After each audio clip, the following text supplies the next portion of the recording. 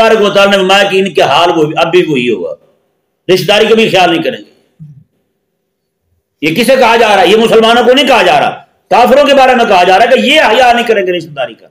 اور آگے فرمایا کہ ولا ذمہ، اور جو تمہارے درمیان ایک عہد ہو چکا ہے، معاہدہ ہو چکا ہے، یہ اس کے بھی حیا نہیں کریں گے۔ ہمارا تو ان کے ساتھ سیاسی معاہدہ ہے، ہم ان کے خلاف تلوار نہیں اٹھائیں گے۔ فرمایا حبیب پیارے ان کو بس تھوڑی سی طاقت آنے کی دیر ہے، یہ تمہارے خلاف کھڑے ہو جائیں، نہ رشتہ داری کا حیا کریں گے نہ سیاسی معاہدے کا حیا کریں گے۔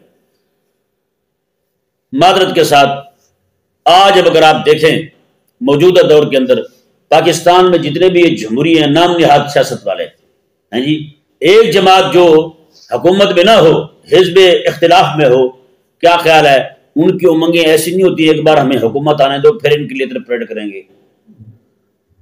ہوتا ہی نہیں ہوتا ہے جی۔ جیسے ہی وہ جناب اوپر آتے ہیں تھوڑی سی طاقت ملتی ہے ان کو تو پھر دوسروں کے ساتھ کیا کرتے ہیں، میں رلاؤں گا، میں ان کا دھو نکالوں گا، ہے یا نہیں؟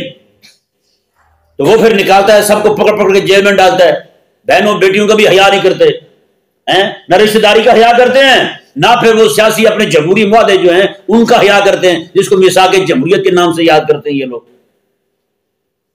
ہاں جی بتائیں کون سی ایسی حکومت ہے جو آج تک برسر اقتدار آئی ہو اور اس نے حزب اختلاف کو اٹھا کے جیل میں نہ ڈالا ہو؟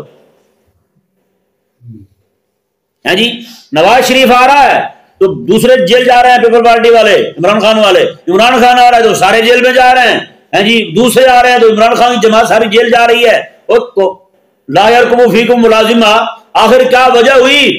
وہ جو بات رب تبارک و تعالی نے مکے کے مشرک کے بارے میں کہی تھی وہ بات آج ان میں پائی جا رہی ہے۔